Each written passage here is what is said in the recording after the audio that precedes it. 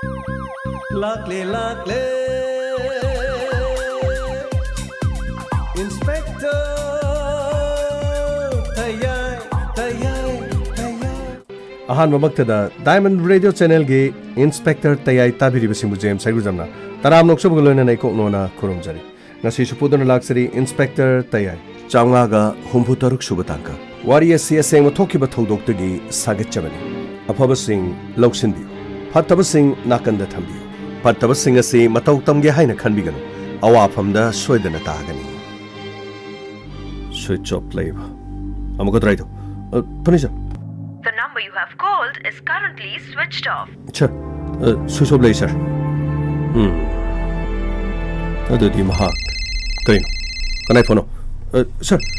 masai gi Karino jiji phone me miss call number do sir. Phone do pai. Makoi gi hong manung gi mi orangani. Pakal. Tanisha. Hello. Kana oi bi bro. Hello. Kanano. Nang kanano. Phone Priyagi phone. Waro bibi ade. Aikoi Priyagi magi mungdu de lei. Som kana oi bibi no. Nang kanano hayo. Waro bibi ade. Aikoi di police oi bane. Ha, police. Police ti mapama du de kai dori ba. Mapama du de police kai dori ge. Ima hai gadra kari hai gadam no.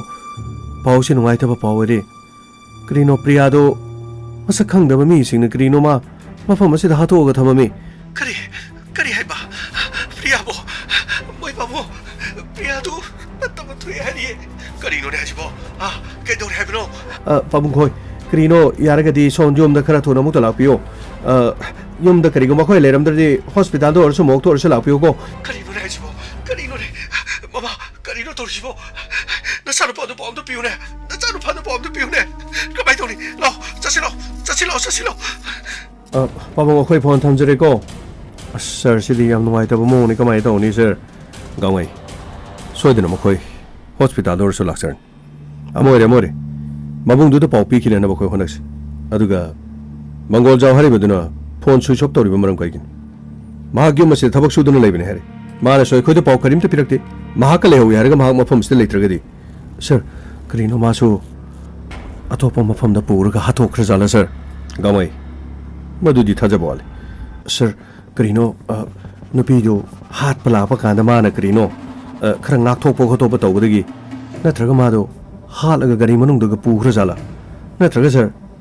swai ingkhol masi daga pukhi maya daga kari daga halaga thadaram jala gamai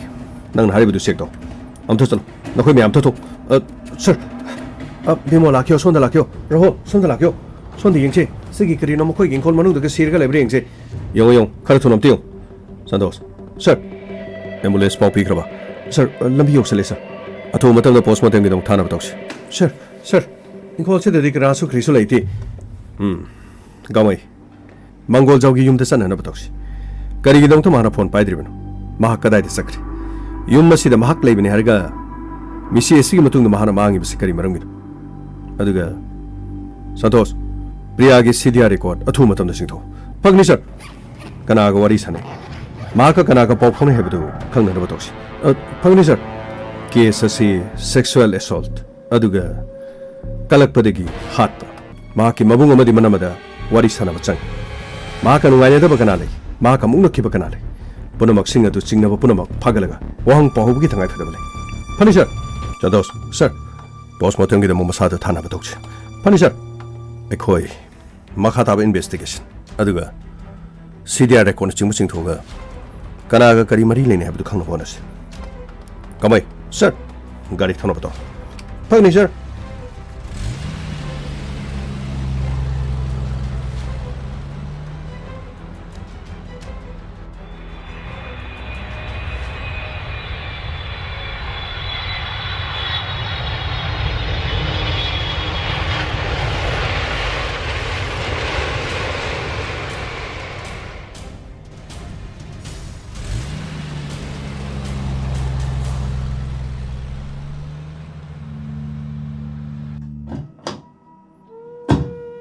Mo chawa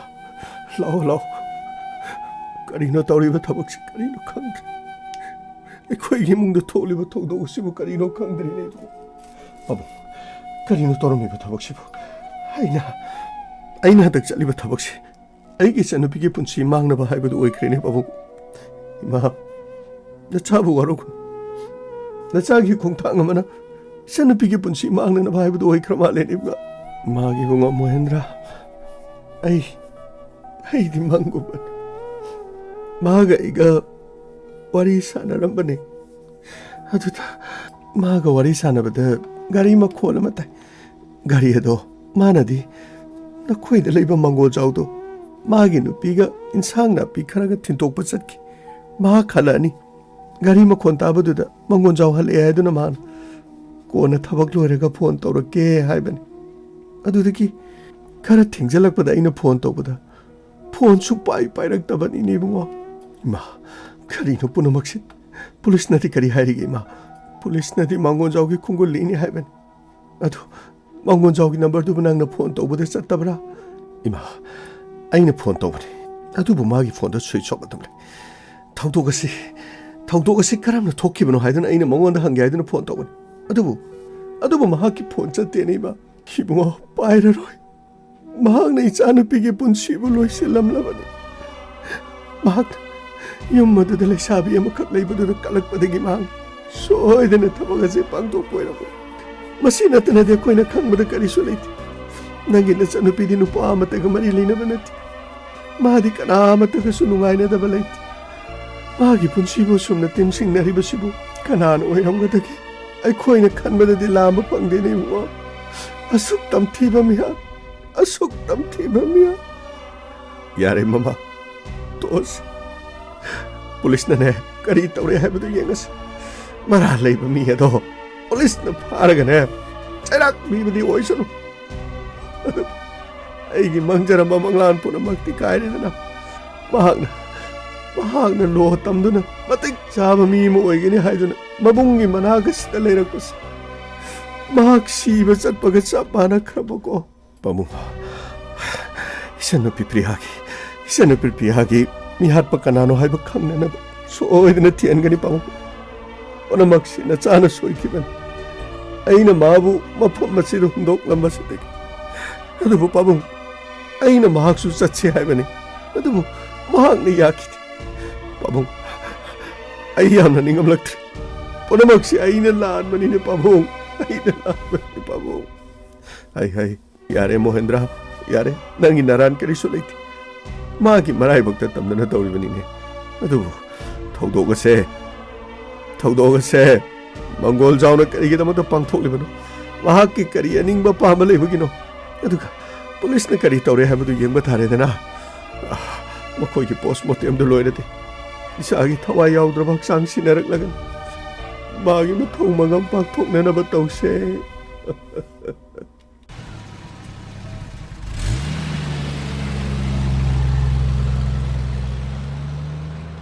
Come, ga리를 come. 파니셔. 꿈들어, 칼스로. 파니셔. 장근호, 만약 미안 로케이션. 시금시다. 시다니 만나 로케이션을. 장근호, 왜냐면. 가만히, sir. 통틀로, sir. 통항도 보게 해도 가보지를, sir. 가만히, 해도 야로. sir. 그리노 수파트 미시디 꼭 놈이네 가봐 하도 김에 벌어이들, sir. 가만히, sir. 통하겨. 아까 폴리스 라에 가나로. 만능 가라 이부터 통하도. 가세리 아파 보이고. 셀러디 놈이나 좀 가보다보니 그리노 도시고 폴리스 라말린 떨시 그래서 까나로이니 붕어 먹어자 하이브라 그리노 난 사사 털어니 난게 레팜세 TV도 와라바니네 라켜 손도 털어켜제 타박 떠그다 발레바니 통치 한켜네 통치 꼭하이로 투가이로 하이브로 그리노 나마는 거는 마이 값을로 하이브로 어머이 통도 꼭하이 셔 파이고 그래야도 디랑 통치 투가이르게고 나때서 아이 독질에서 서 그라이드는 한개 일로와 한개 그라이드 Lapa, sir, ay luat pa natin, sir, ay luat pa natin. Todo sir, ay kiman kibadigi, sir, ay mapamasina, ay kiman kibadigi mapamasina. Nayum na nang inupili siya nang wapam sayadi. Nang na phone switch off toroga, nang na load aga, ay koy gikutagi kiyam koy nato ko din. Mihar adu nang na sa term laga, numit kya nilok kadagay, ha? Sir, ay ni mihar adu sa taban natiya, sir. ay mihatu ko karim to marile na di sir kari mihatu ko marile na di adu dinang karigilole karigilole ke nangi mari mata giyum sida nang mapam sida lolaga le sikari bino ay ꯅꯪꯅ ꯃꯐꯝꯁꯤꯗ ꯂꯣꯠꯇꯨꯅ ꯂꯩꯔꯦ ꯍꯥꯏꯕꯁꯦ ꯅꯪꯒꯤ ꯃꯔꯤ ꯃꯇꯥꯒꯤ ꯃꯤꯁꯤꯡ ꯑꯁꯤꯅ ꯑꯩꯈꯣꯏꯗ ꯄꯥꯎ ꯄꯤꯔꯛꯂꯤꯕꯅꯤ ꯃꯤꯍꯥꯠꯄ ꯅꯝꯊꯥꯛ ꯇꯧꯕ ꯅꯨꯄꯤꯕꯨ ꯏꯖꯠ ꯃꯥꯡꯍꯜꯂꯒ ꯅꯪꯅ ꯃꯔꯤ ꯃꯇꯥꯒꯤ ꯏꯃꯨꯡꯗ ꯂꯣꯠꯂꯕꯁꯨ ꯑꯩꯈꯣꯏꯅ ꯅꯪꯕꯨ ꯊꯤꯐꯝ ꯈꯪꯗꯅ ꯂꯩꯔꯤꯉꯩꯗ ꯅꯪꯒꯤ ꯃꯔꯤ ꯃꯇꯥꯒꯤ ꯏꯃꯨꯡꯁꯤꯅ ꯄꯨꯂꯤꯁꯇ ꯄꯥꯎ ꯄꯤꯔꯛꯈꯤꯕꯅꯤ ꯃꯤꯍꯥꯠꯄꯗꯣ ꯑꯩꯈꯣꯏꯒꯤ ꯏꯃꯨꯡꯗ ꯂꯣꯠꯇꯨꯅ ꯂꯩꯔꯦ ꯑꯩꯈꯣꯏꯗꯤ ꯀꯔꯤꯃꯠꯇ ꯆꯦꯟꯍꯟꯕꯤꯔꯛꯀꯅꯣ ꯍꯥꯏꯗꯨꯅ ꯑꯩꯈꯣꯏꯗ ꯄꯥꯎ ꯄꯤꯔꯛꯂꯤꯕꯅꯤ ꯀꯔꯤꯅꯣꯅꯦ ꯍꯥꯏꯁꯤꯕꯣ ꯑꯩꯅ ꯃꯐꯝꯁꯤꯗ ꯂꯩꯔ ꯐꯒꯗ꯭ꯔꯥ ꯍꯥꯏꯔꯒ ꯃꯈꯣꯏꯅ ꯑꯃꯨꯛ ꯄꯨꯂꯤꯁꯇ ꯍꯥꯏꯗꯣꯛꯂꯤꯕ ꯃꯈꯣꯏꯅ ꯀꯔꯤꯒꯤꯅꯣ ꯄꯨꯂꯤꯁꯇ ꯍꯥꯏꯁꯨ ꯄꯨꯂꯤꯁꯇ ꯍꯥꯏꯕ ꯍꯥꯏꯗꯕ ꯑꯁꯦꯡꯕ ꯑꯁꯦꯡꯕꯅꯤ ꯑꯩꯅ ꯍꯥꯏꯖꯔꯤꯁꯦ ꯁꯥꯔ ꯃꯤꯍꯥꯠ ꯑꯗꯣ ꯑꯩꯒ ꯀꯔꯤꯝꯇ ꯃꯔꯤ ꯂꯩꯅꯗꯦ ꯁꯥꯔ ꯇꯁꯦꯡꯕꯅꯤ ꯁꯥꯔ ꯑꯩꯒꯤ ꯋꯥꯐꯝꯁꯦ ꯑꯃꯨꯛꯇ ꯁꯦꯡꯅ ꯑꯝꯇ ꯇꯥꯕꯤꯌꯨ ꯀꯔꯤ ꯃꯤꯍꯥꯠ ꯑꯗꯨ ꯅꯪꯒ ꯃꯔꯤ ꯂꯩꯅꯗꯦ ꯊꯧꯗꯣꯛ ꯑꯁꯤ ꯅꯪꯅ ꯄꯥꯡꯊꯣꯛꯂꯒ ꯃꯐꯝ ꯑꯁꯤꯗ ꯂꯣꯠꯇꯨꯅ ꯂꯩꯔꯤꯕꯅ ꯀꯔꯤꯒꯤ ꯅꯔꯥ ꯂꯩꯇ꯭ꯔꯒ ꯅꯪꯅ ꯂꯣꯠꯄ ꯌꯥꯕ꯭ꯔꯣ ꯊꯧꯗꯣꯛ ꯑꯗꯨ ꯊꯣꯛꯑꯒ ꯅꯪꯅ ꯄꯨꯂꯤꯁꯇ ꯀꯔꯤꯒꯤꯗꯃꯛ ꯄꯥꯎ ꯇꯝꯗꯦ ꯂꯩꯀꯥꯏꯗꯤ ꯀꯔꯤꯒꯤ ꯄꯥꯎ ꯇꯝꯗꯦ ꯅꯪ ꯅꯁꯥꯅ ꯊꯧꯗꯣꯛ ꯑꯁꯤ ꯄꯥꯡꯊꯣꯛꯂꯒ ꯅꯪ ꯅꯠꯇꯦ ꯍꯥꯏꯕꯗꯤ ꯀꯔꯤ ꯅꯪ ꯅꯠꯇꯦ ꯍꯥꯏꯕꯗꯤ ꯀꯔꯤ ꯆꯨꯝꯃꯦ ꯁꯥꯔ ꯑꯩꯅ ꯂꯣꯠꯄꯒꯤ ꯃꯔꯝꯁꯨ ꯑꯩ ꯍꯥꯏꯖꯒꯦ ꯁꯥꯔ ꯑꯃꯨꯛꯇ ꯇꯥꯕꯤꯌꯨ ꯀꯩꯗꯧꯕꯒꯦ ꯁꯥꯔ ꯅꯪꯅ ꯄꯥꯡꯊꯣꯛꯂꯒ ꯅꯪꯅ ꯅꯔꯥ ꯂꯩꯇꯕ ꯁꯥꯅꯅꯕ ꯑꯩꯉꯣꯟꯗ ꯎꯂꯩ ꯄꯔꯩ ꯇꯧꯗꯨꯅ ꯍꯥꯏꯔꯒ ꯌꯥꯒꯗꯕ ꯅꯠꯇꯦ ꯒꯥꯋꯥꯏ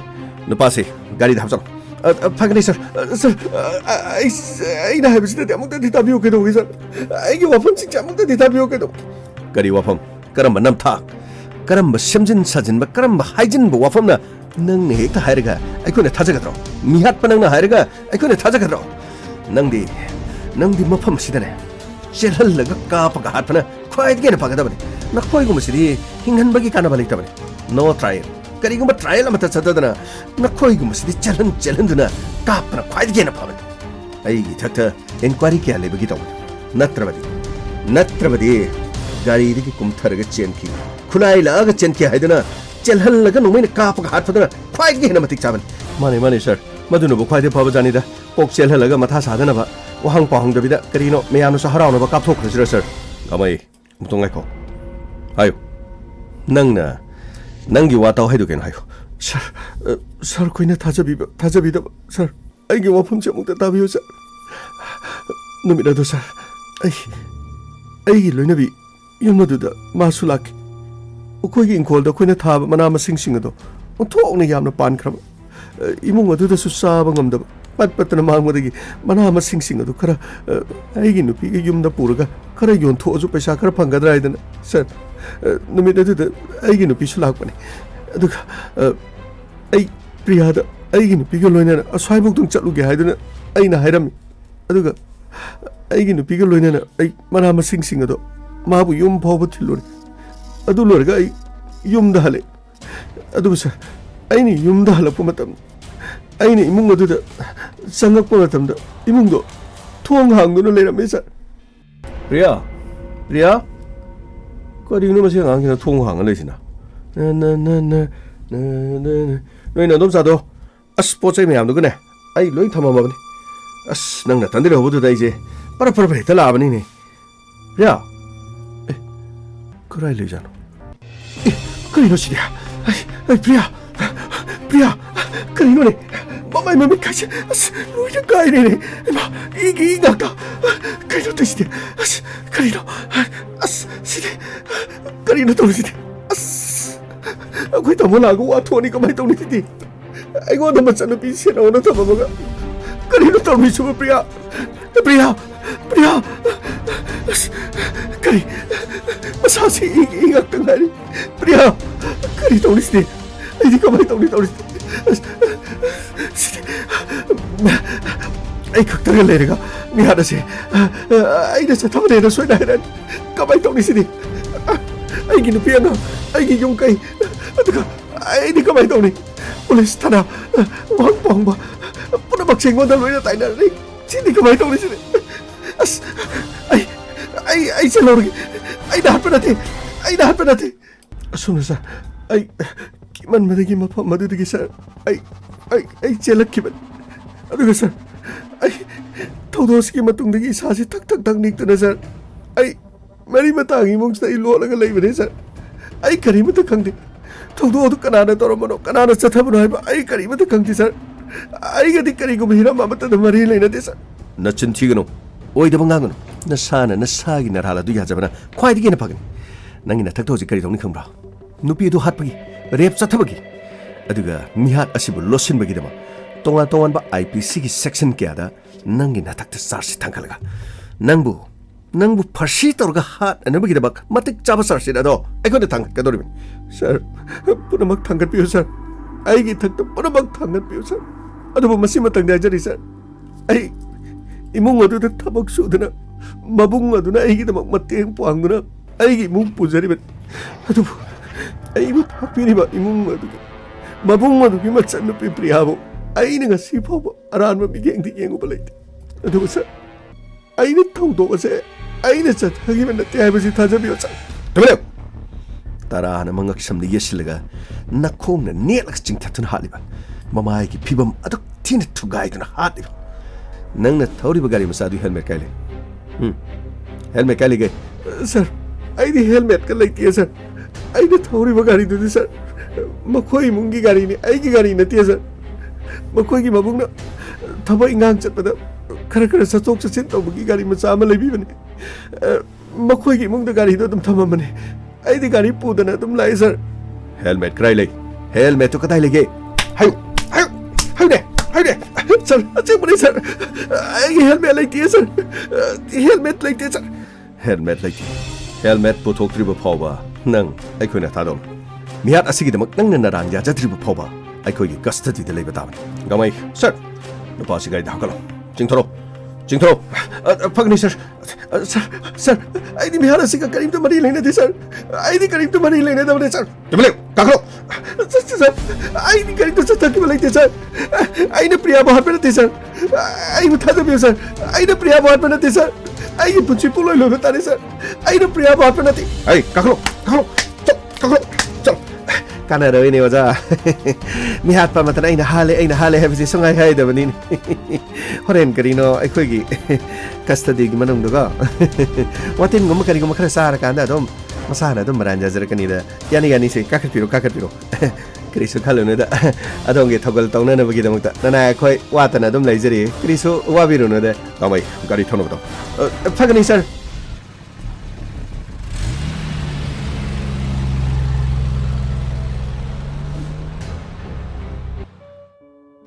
ꯑꯩꯒꯤ ꯏꯆꯟꯅꯨꯄꯤꯕꯨ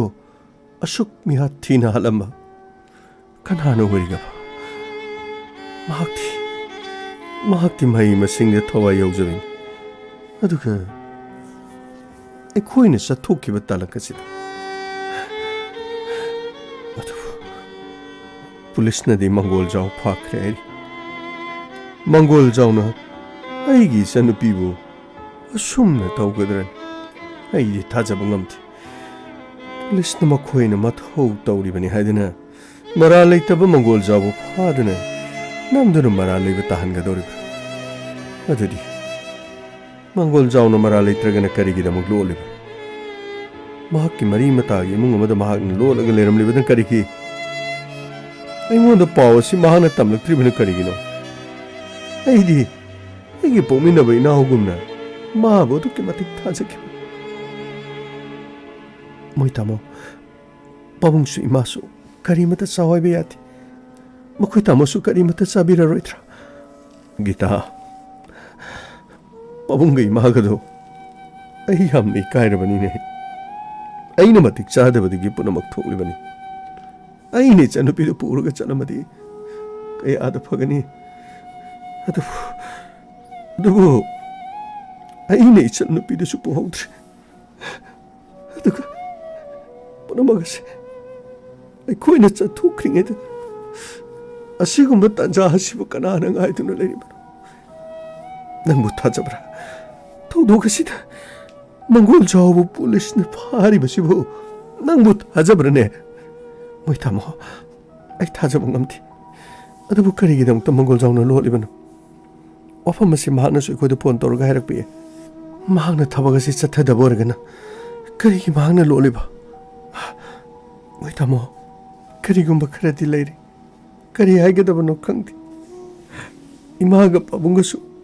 ꯋꯥ ꯃꯆꯦꯠ ꯑꯃꯠꯇ ꯉꯥꯡꯈꯤꯗ꯭ꯔꯦ ꯑꯩꯈꯣꯏꯅ ꯍꯧꯖꯤꯛ ꯇꯧꯒꯗꯕꯁꯤꯕꯨ ꯀꯔꯤꯅꯣ ꯄꯣꯁꯃꯣꯔꯇꯦꯝꯒꯤ ꯔꯤꯄꯣꯔꯠ ꯂꯥꯛꯈꯤꯁꯅꯨ ꯄꯣꯁꯃꯣꯔꯇꯦꯝꯒꯤ ꯔꯤꯄꯣꯔꯠꯇꯒꯤ ꯀꯔꯤꯒꯨꯝꯕ ꯈꯔꯗꯤ ꯁꯣꯏꯗꯅ ꯈꯪꯒꯅꯤ ꯈꯜꯂꯤ ꯑꯩ ꯌꯥꯝꯅ ꯅꯤꯡꯉꯝꯂꯛꯇ꯭ꯔꯦ ꯒꯤꯇꯥ ꯅꯪꯉꯣꯟꯗꯁꯨ ꯅꯣꯡꯃꯇ ꯅꯨꯡꯉꯥꯏꯇꯕ ꯋꯥꯔꯤ ꯃꯍꯥꯛꯅ ꯁꯥꯔꯝꯗꯕ꯭ꯔꯥ ꯅꯠꯇ꯭ꯔꯒ mahang na sathok sasin tawbada khanaba chainaba miga muknaba nungainadaba maming mathaga nongonda palamba leibrane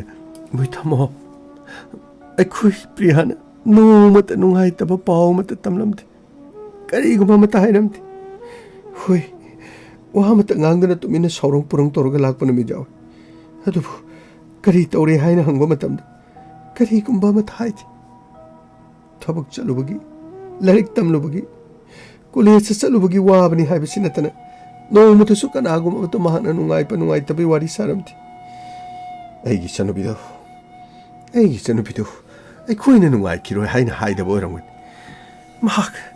karigumba ingit khara dimak phangpham thu kari da magmana wafam sing asi phoi khud hairam da banon hauji kari to batai police na torok liba mong asida mangon jawbu mara lei hari basibo chap chana makhoi bu puthok pungam ga dori makhoi tamo police ki gari lai kari mo hari jano papung gi ma ga do adum pothalo makhoi lai se ai ga dum wari sanaraki sir lengsen birakshi sir somda changchem birakshi som mani ai Mohendra Priyagi mabung sina Priyagi manam tawdo si yam nungai taba tawdo moi aikhoi imung sida hana laktuna akopa marol sing khare hena khangning man adubu somga adongi loina bigadi mapane sakheba pauta jabadagi koi thena jat haujibu tawdo ski matang da khari khari hauji akhoi singna badagi mangolja phaduna khoi kasta de dele wahong pang kwai di luri badi tawdo si mana na ti aduna da hujik suma sinna dum sungu ho aikhoi tongan ba wahang hangbogi mong da satharaban adubu haujumakti case asi mahang na sathabani haiba wafamse kari mata pandre adubu kari gidamak to mahang na lord pano haiba matamda imung asita maglai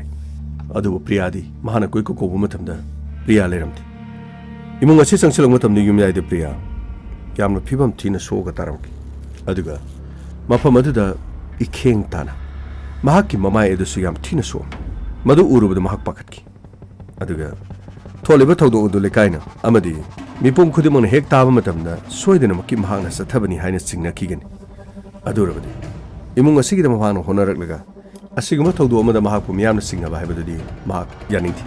masina marmorga thawdo asi mahangna sathabana ti haibadu unanabagi damo yum thadokuna satpani haiba wapamas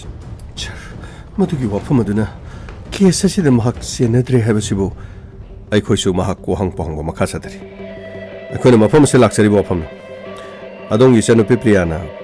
mana imung manung da hairamba magi thawdo wa thok sing haibadi khana chaina ba nungsi nungon ga mari leina ba natraga magi punsi da singnar kiba kana kana le madugi matangdu ai su magi manama ga wari sarami adugu makari gu mamat kalaiti aduga nungsu nungon gi matang da su ma de adugu ma thudokpa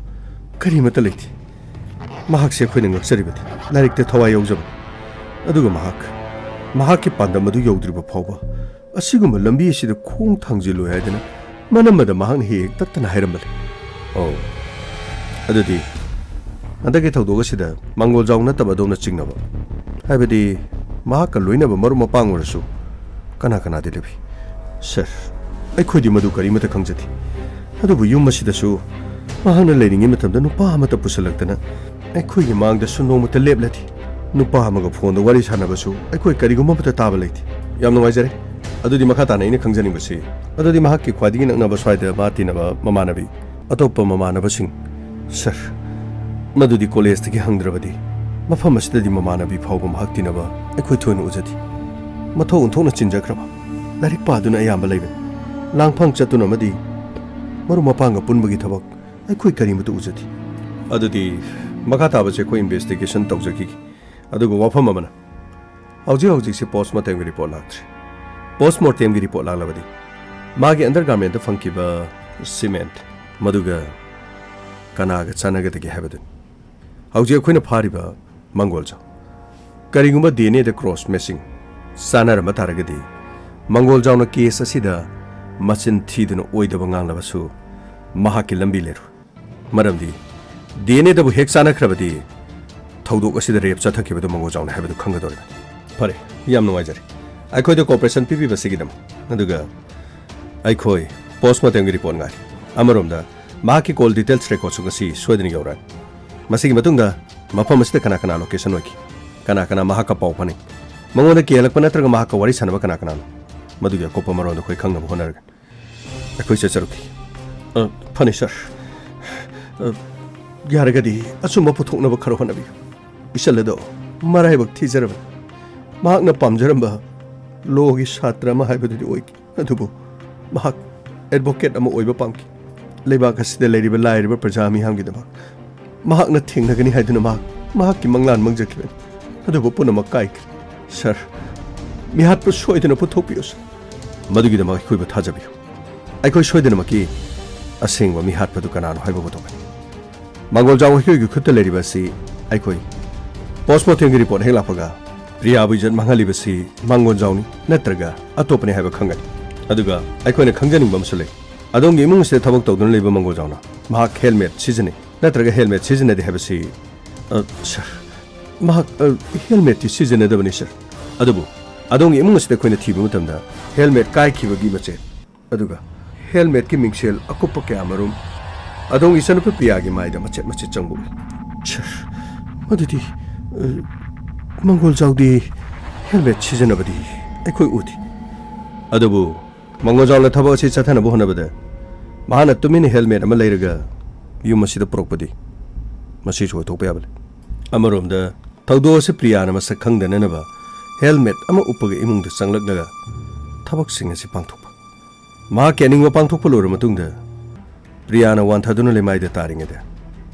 ꯃꯍꯥꯛꯀꯤ helmet ꯑꯗꯨ ꯂꯧꯊꯣꯛꯂꯒ ꯄ꯭ꯔꯤꯌꯥꯒꯤ ꯃꯀꯣꯛꯇ ꯃꯃꯥꯏꯗ ꯃꯁꯤꯡ ꯈꯪꯗꯅ ꯊꯣꯝꯕ ꯑꯗꯨ ꯄꯨꯝꯅꯃꯛꯁꯤꯡ ꯑꯁꯤ ꯄꯣꯁꯃꯣꯔꯇꯦꯝꯒꯤ report ꯑꯁꯦꯡꯕ ꯈꯪꯒꯅꯤ ꯑꯃ ꯑꯣꯏꯔꯦ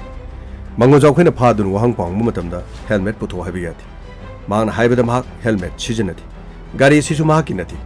ꯄ꯭ꯔꯤꯌꯥꯒꯤ ꯃꯕꯨꯡꯒꯤꯅꯤ ꯍꯥꯏꯗꯨꯅ ꯃꯍꯥꯛꯅ ꯍꯥꯏꯔꯤ ꯁꯥꯔ ꯋꯥꯐꯝ ꯑꯗꯨ ꯑꯆꯨꯝꯕ ꯋꯥꯐꯝꯅꯤ ꯁꯥꯔ ꯐꯔꯦ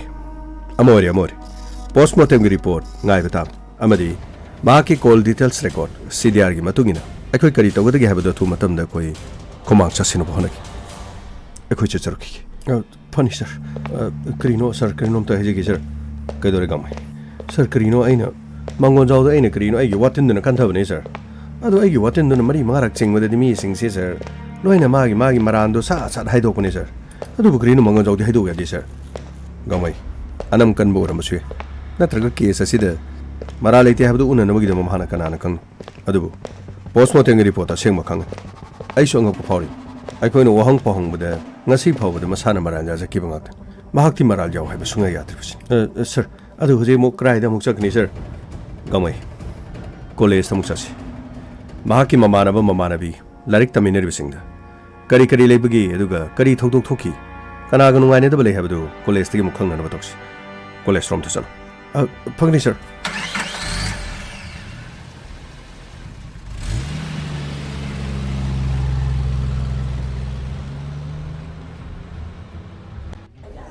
ꯀꯔꯤꯒꯤꯅꯣ ꯃꯤ ꯑꯁꯤꯗ ꯃꯤ ꯃꯌꯥꯝ ꯑꯃꯁꯜꯂꯤꯁꯤ ꯀꯩꯒꯤꯅꯣ ꯀꯣꯂꯦꯖꯀꯤ ꯁꯦꯀ꯭ꯔꯦꯇꯔꯤꯁꯨ ꯌꯥꯎꯔꯤ ꯀꯅꯥꯅꯣ ꯑꯩꯈꯣꯏ ꯀꯣꯂꯦꯖꯀꯤ ꯌꯨꯅꯤꯌꯟꯒꯤ ꯃꯤ ꯌꯥꯝ ꯌꯥꯎꯔꯤꯗ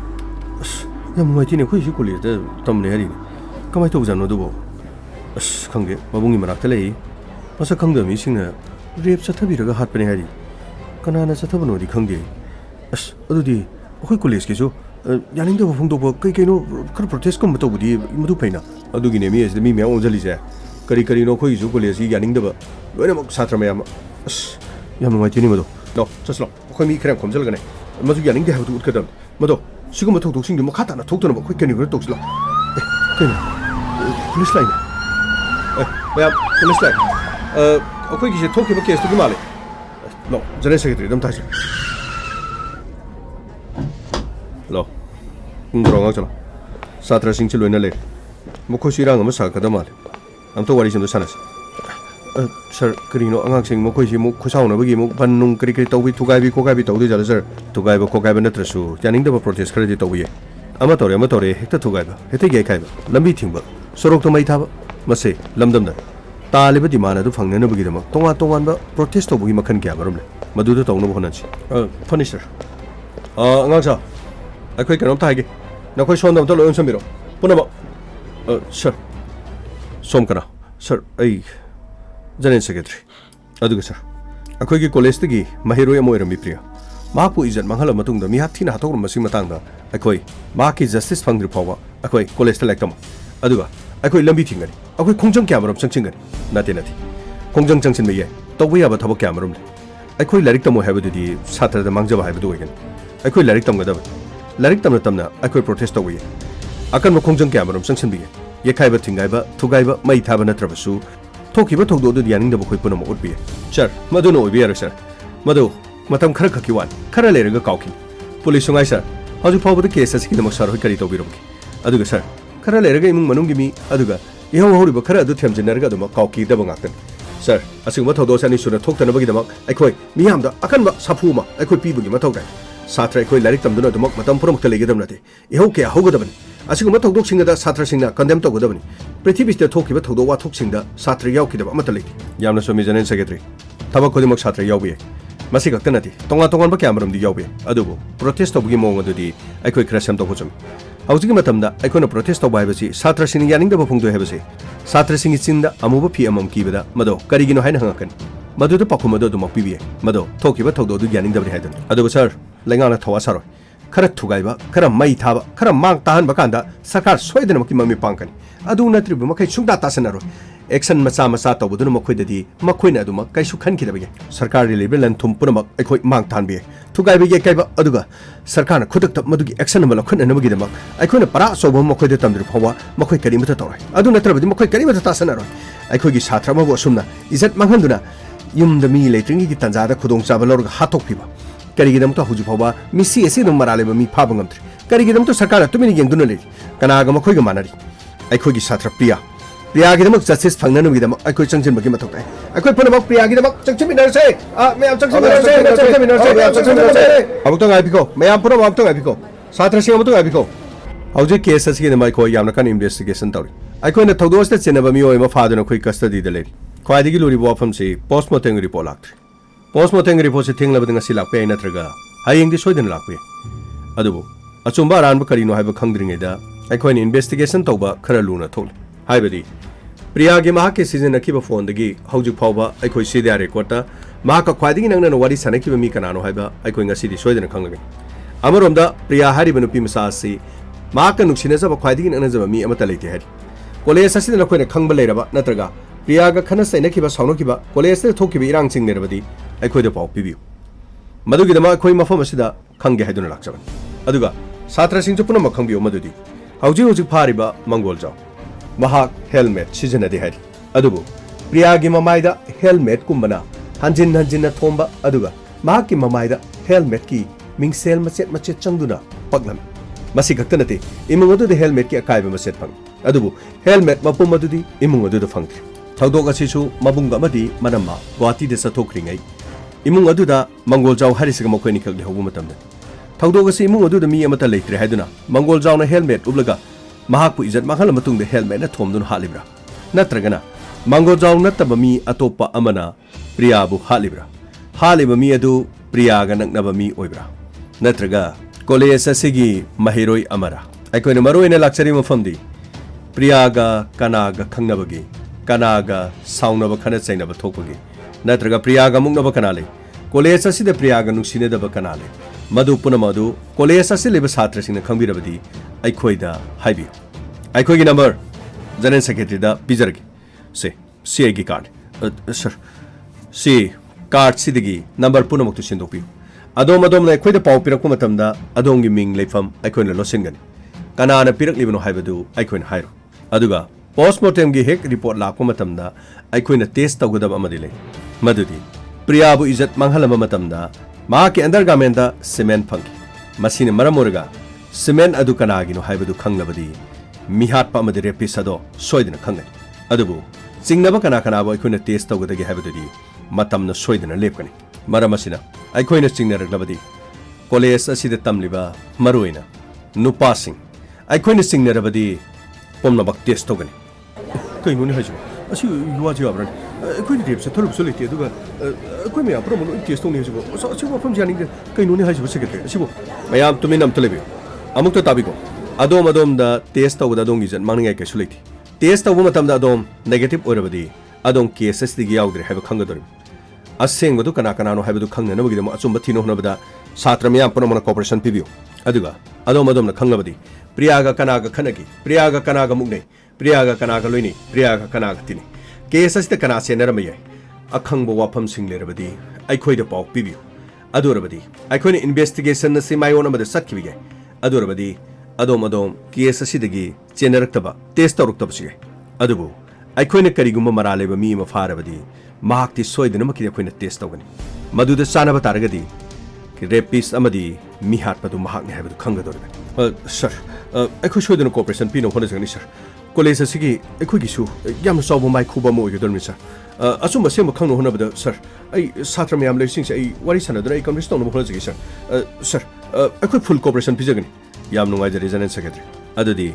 aikho chanaba tawjagi aduga priyagi maramda akupa khangbiba leiragadi aikhoida call tawbiba kawbigani adongi ming amadi leifam aikhoina losinjagani asengbadu habi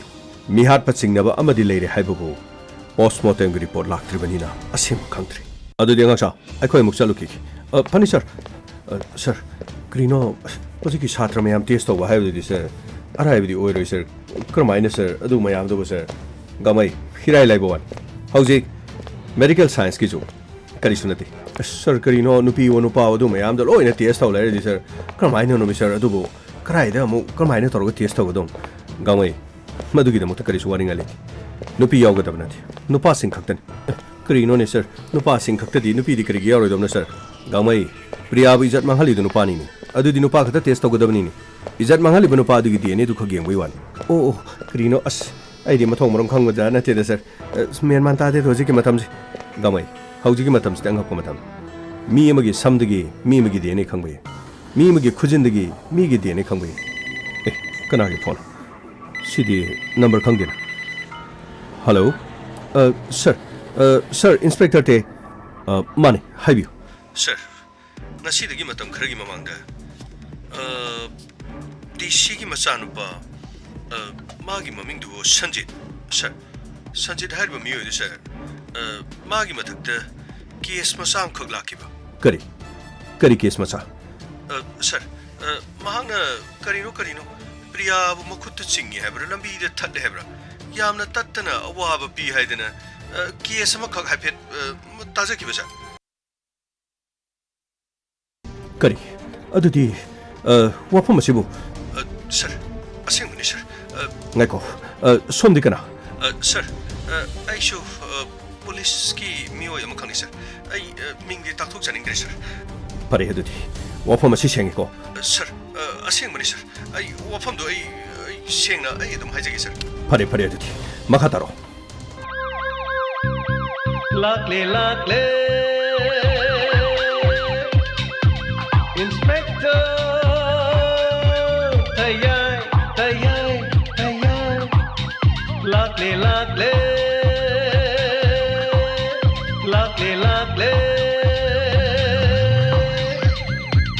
inspector tayai uthanaba kanbinaba thank you sir welcome uthanaba kanbinaba inspector tayai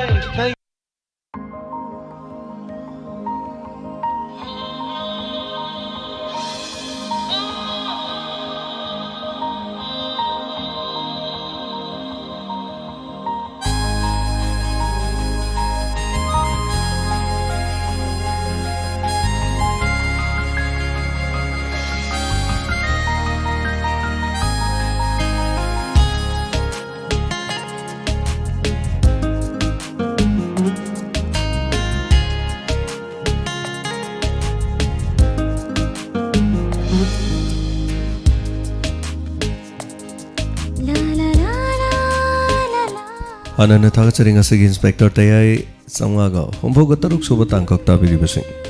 ngasigi tangkak tabiraga dongi thamoida kari fawbirakpa dongi feedback khara pathok jabagi tanjada logjagi loinana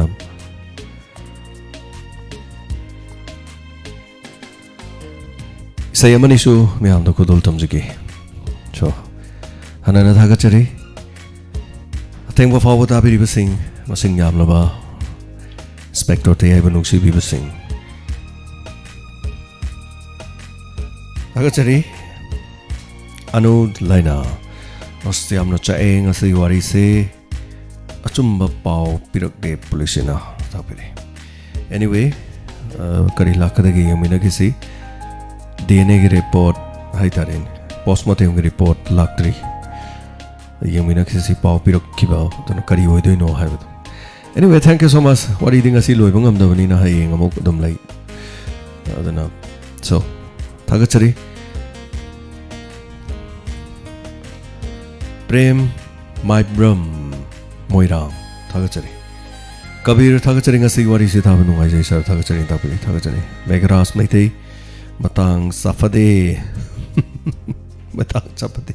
why matang chapade ai sikari no ahong sangbam bijoy thagachari hayeng amo ngai batare tapili aribam genesyam sarma thagachari sir DC gi masa sanjit na hatpu ogini sir wari yam nungai jai tapili thagachari sabir maibam si wari wari se yamna teli hai kadai da tiendo ino minute nahan minute punga masang bo yawi wari hekti yadi sanabada adana o othom to bode yadi hai tariko. Anyway thagachari sabir 40 minutes is enough. Salima thagachari so PH Ravi masigi crime report ta yaur kre chumbra Ravi it's thora difference khara dum khenei haitare mansilina prem maibam so thagachari atopo wari sanabada ipajararoi topic sida khakta mari lena ba comment khak pajarage Kishore Gurung thagachari wari se cha na loi kre tamo na ta piri thagachari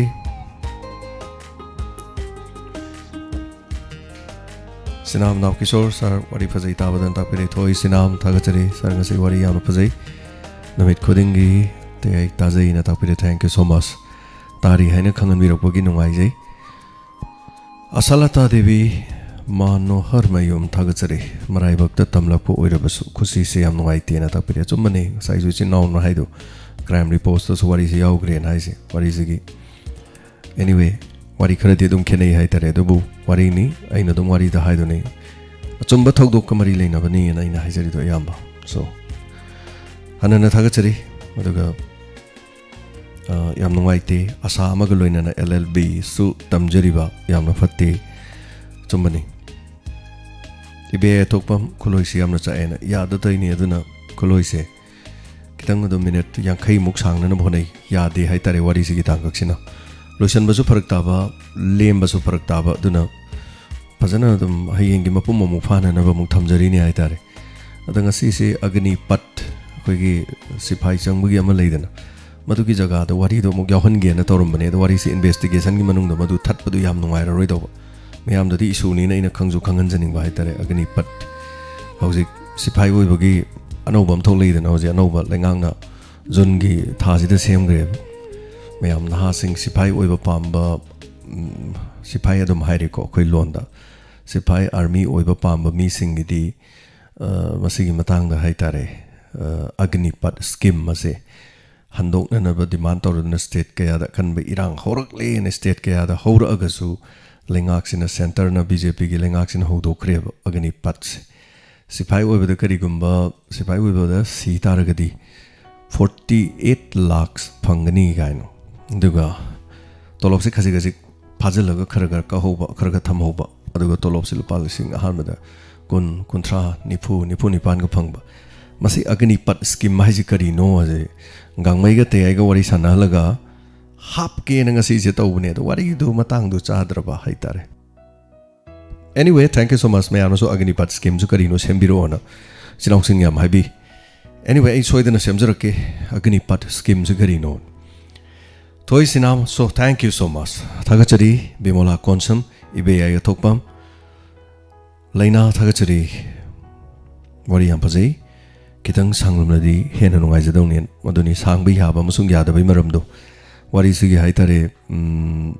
khoi gi keno se tangkak to investigation du da issue ma that pa du yam yahadraba ade makok to su ngarang gi khuloi du namuk su issue ta hap pe yadraba hai tare issue hapam je adon issue do hapam later di 40 ga minute 50 minute ai ba dum dialogue se dum issue yaw du na ngang le ra di yam wa ba hai tare ni ko aduna thank you so much when I'm Jackson what is yam no logic oi yam ba zain ta pe thank you so much anu tha ga chari chan kharibam bomeswari devi manshilina yes site islamuddin tha ga chari binodini khomdram asai wari yam na nuksi ta pe ra so hayeng lady nukti ge dum mathel amamam ni na hai tare mathel se mana da ba amamam yam no aje so bimola norem sargi te tabagi pen manai dia ta pe ra thank you so much ta ga chari se kuman hayeng tu ngai ba ware waro bi be de the season mo hayeng gi thamdre de mo wari nukti ge no ba sagat pe dai tare ko episode se gi wari sagat pe ju dum kok se dum chai hai tare adanga si su thabak se dum chathok charum ni na thabak se hala aga mo masin nang na bo na ba dane adagi chai sing ge dune mayam to go se ga hai tare ko su thabak thoro mayam se ga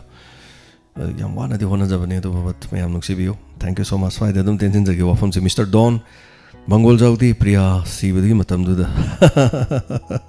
hotel cha mi ta sa thakmin le yen ta pire Mr. Don yes adudi Mr. Don jo pha bala ko ta bani Nirmala Sagol sem tha ga chari yes Pukrambam Jukti mala yam na chai makhala e tore yes thank you so much hanana tha ga chari ai thank you so much ai jingai Komantem Rajen Sarajen tha ga chari ngasi episode lam nungai jai na ta pirak pa yung khaibam ibom cha tha ga chari okram tombi sarpendi da chai tum da khai ngai jabani live yaw jage na khan bani o du live ti ya hodra ba male tum thoro male du ka su gai di ge no ado ngak tang le raga soidina chingkhalaga tabiro adu de hen nungai ba leitre jiten thiam tha ga chari loi khre makok tagi tahodri hayeng phajana taragi comment pathok piron tak pire tha ga chari jiten thiam soidina di tabiu aduga suran thank you so much Sunil Aishram ngasi na han mani live ta jabana tak pire Sunil Aishram thank you so much mayam welcome to you no bachang phasing akoi families le bi mayam na hek ano ba idim changa di mayam taram nok sari hedana hai tare mayam changak na ba lengsin birak na ba tabi na ba hai tare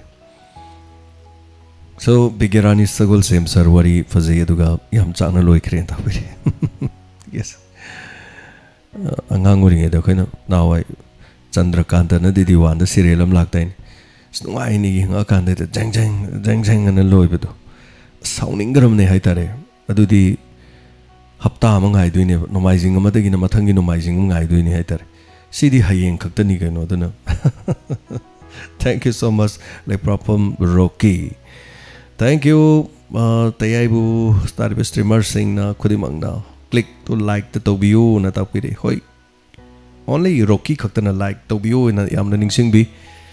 like to bugi kana ba sei na sun mai jagre like to buje khoi da kana ba di leite but kanai karam na kanai adom na like to biraga di adom gi friends ing da adom gi channel ga le biraga di adom gi channel da yeng biri ba sing na recommend to do ni hai tar recommendation hai tare suggest to bi do ni hai tare aduga adom ga share to ina to na ba mi sing na khoi gi kano si yeng bi do ni adu kaisu kai de mayam like to bi chang di dum wat pani yi ta di dum ta bi bani diamond gi di hongna bi ni hai tare mili sing ani hena lei like to mi chani de hena lei te kari hai tare thorom yaw di lakpa aduga thorom du da pam da ba hai tare anyway thank you so much MK Siraz Khan piagi mi si adu yamna nungai te disi gi machana male yes yamina siko Kelvin Morang team yamna nungai tabada sarva thaga chani ta pire so Kelvin thank you so much Sanathoi Devi sarwari se yamna fazina ta pire thank you so much Hong Sangma Bijoy haying among ngai batari yes Islamuddin thaga chani nungai na pothabiu Tayama Tayaima Nambol Khatong James Yama James ngasi kuirawagi tung da live yaw fangi ta pire thank you so much Tayama Nambol Khatong Waikom Suresh Kumar ngasi live taban ngodre so idena tabi chingkalaga tahodraga so ibem chaning thojam ngasi wari yamna nungaijai daga mathang report khorangai ri bomesori yes comment him rajen thagachari omita laisram sar ngasi gi episode 566 yamna fazai na tapire thank you so much Abbas Khan hanana thagachari yes hafta amada crime update amukte dum tawjani hata ki hafta gi ani di tawjakre Abbas ai ani dagi hen basu dum yawjarke Abbas ai sanu ngai mandadana tawbani adu isa je kitang nungai radi ko yam nungai dong ne ai mayam da so leaning bo wari paja paja bo khara so leiram ne crime hai tare crime ji phajabadi nati ko aina nahan ani so bo crime gi libedo angang amana mama hat bedo adu gi wari ga makha yam la eba angang du yam sathi ba angang urame mama du nomaina kapthoga mama do sirabra na mamu yengbala eba ka du de sanga adu postmortem ge report amuk la eba hujik se postmortem report la kan yam nungai 3D mama do machana nomaina kapa matungda 20 hours pung kun hingam meba mama do adu mama do ma unconscious oi be wani lukham nakan da sonda pan beduna som oi da phaudu eba adu ma gi machanu pa du na hospital da pubi taragadi hospital du ge arapa do sumna tegi 2 kilometer neba mana pubong amderzu yum thangnari bale kai mi da hairaga kana nomna nomai kapa me bo haigira natraga soibadagi nomai do kapthokhan sumai pan gare bo hairasu mama do kalam basu yai adu mana changjala mama du mana ton du makhutuna sor holi brani yenge do sor ji hole ba adu ma se sum ngahal era chang yenge so update to khara dum tawjar kadom ne du nangda leire hayeng ambre yengse so thagachari aini henna na base pam da bane do mamangi chahi gi July da corona na kibedo dugi effect na haitare wet ta kg taret nipan hen gal halle ana ba mayam hapkalle so I am very sorry aduna ne ibu kitang apiu haitare ko mayam aini henna shamningi saningi haitare so tension jagi sinam naw ki sir thagachari hanana Angelina thukchom yamna chana losile ngai bo adori takpire so thagachari Risania thank you so much thagachari habirap kasigi dama hoi mayamna nungsi biba support to biba haitare inaw mayang lambam thank you so much ibe athokpam thagachari hanana punchiba as sir aina thabak chachaba matamda bazar gi anoba blue moon hotel manakta ko hayon ba amalai aduda ai adum changjai aduda itai madu adukimatik thawai tana TAYAI tajabada ai asukimatik nungai ba phaujai ta pire thagachari punchiba yam nungai jai hoi thabak chathokpada khanghaudana khoina gurung chenjalaga pot amath leige na chenjalobada haitare pot jon biribadana akhoi ahan bada masa khangdaba ngahak leraga ai mai ma asidi TAYAI ni na gana tawbi basu yawi mayam nungsi bi haitare yes thagachari Ris Naurem India amadi Bhutan gi border da nanau lejari communication department da lejai adubu yambagi common journalist skin nanau na taseng na kalak chaba phaujai yai phabatu oibiu yai phare yamba takpire thagachari Ris Naurem Bhutan gi border da leibi na takpiba inauksu yai phabu oibiu aduga tikta kaidana haitare ko leibiu matam punamakta aduga matam chara kanda koi tanja chabada unasi haitare so thank you so much Rish Naurem yam nungsi je yam lap na Bhutan dagi live una tabiraga khumbirak pa sigi damak aduga Ganesh Sharma thank you so much your creation is an extraordinary we always appreciate you na tapari so thank you so much yam nungai je punamak thagachari kitang koina tawjabada appreciate tawibase haitare yes yam matik chajabadi nate adubu honajaba kharada mayamna sumaina support tawibase gi nungai basidi khoida yes sumaina tawradi wari phajaba lithage nei crime phajaba semdage gaina khanbage haitare ko wakhanji lei haitare masine khoina nungai jaris aduna artist amana nungai jabase khoina yong sajaba adagi u pambi sajaba nungsit sajaba pangtau to tawjabase mayamna khubak khurakanda haraubi beduni so thank you so much isai matang khudol tamjage tanja sigi khudong chaba logjarga sor hondok chaboina punamakta dedicate tawjari madudi ꯑꯩꯅ ꯅꯨꯡꯁꯤꯖꯕꯤ ꯑꯩꯅ ꯅꯨꯡꯁꯤꯖꯕ ꯍꯥꯏꯕꯗꯤ ꯂꯣꯏꯔꯦ ꯐꯖꯕ ꯊꯤꯕ ꯈꯪꯗꯦ ꯑꯩꯅꯕꯨ ꯄꯥꯝꯃꯗꯤ ꯑꯩꯒꯤꯗꯤ ꯂꯣꯏꯔꯦ ꯑꯩꯅ ꯅꯨꯡꯁꯤꯖꯕꯤ ꯑꯩꯅ ꯈꯣꯏꯗꯥꯖꯕꯤ ꯃꯉꯣꯟꯗꯒꯤ ꯍꯦꯟꯕ ꯀꯅꯥꯁꯨ ꯂꯩꯇꯦ ꯑꯩ ꯏꯁꯥꯃꯛꯀꯤ ꯃꯌꯦꯛꯇ ꯃꯟꯗꯥꯀꯤꯅꯤ ꯇꯈꯦꯜꯂꯝꯕꯝ ꯑꯃꯗꯤ ꯑꯩꯒ ꯄꯨꯟꯅ ꯁꯛꯃꯤꯟꯅꯕꯤꯁꯤꯡ ꯕꯤꯅꯣꯗ ꯀꯨꯃꯥꯔ ꯁꯔꯃꯅ ꯊꯋꯥꯏ ꯍꯥꯞꯂꯤꯕꯁꯤꯡ ꯑꯩꯅ ꯅꯨꯡꯁꯤꯖꯕꯤ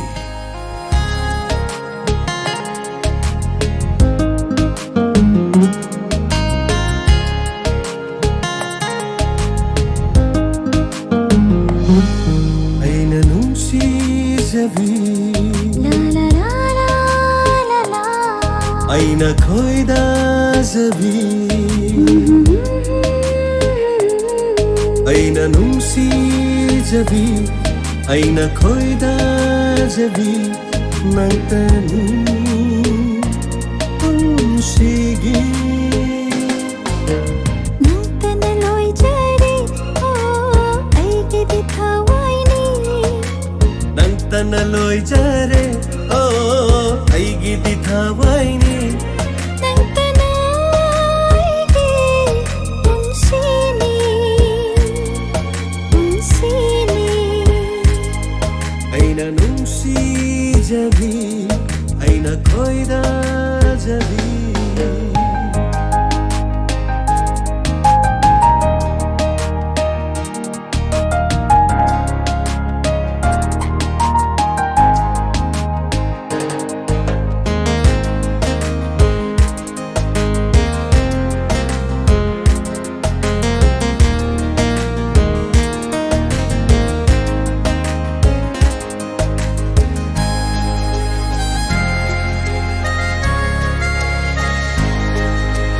ꯅꯨꯡꯁꯤꯕ ꯃꯥꯏꯊꯣꯡ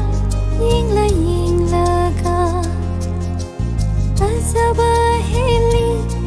ꯑꯁꯨꯝ ꯑꯁꯨꯝ ꯅꯨꯡꯁꯤꯕ ꯁꯛꯇꯝ ꯌꯦꯡꯂ ꯌꯦꯡꯂꯒ ꯐꯖꯕ ꯍꯦꯜꯂꯛꯏ ꯑꯁꯨꯝ ꯑꯁꯨꯝ ꯅꯪꯕꯨ ꯅꯨꯡꯁꯤꯔꯨꯕꯩ ꯑꯣꯏꯔ ꯃꯥꯜꯂꯦ ꯅꯪꯕು ಯೆನ್ನಿಂದುನ ತಲೈರೆ ನಂಗು ನುಸಿರುಬೈ ಓಯ್ರ ಮಾಲೆ ನಂಗು ಯೆನ್ನಿಂದುನ ತಲೈರೆ ನಂತನಾಯಿಗೆ ಉನ್ಸೀನಿ ಉನ್ಸೀನಿ ಉನ್ಸೀನಿ ಐನ ನುಸಿಜಬಿ ಐನ ಕೊಯ್ದಜಬಿ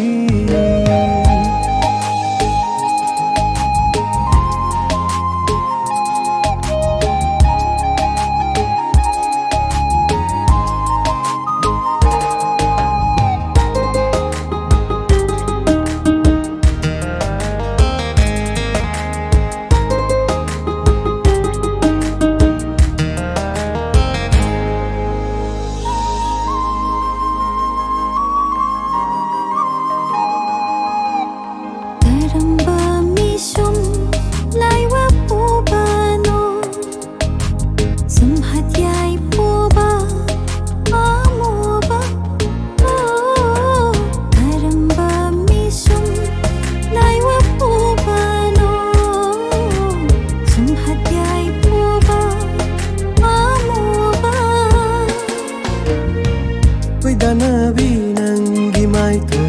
Wai raw nabi nangi misna Wai da nabi nangi maito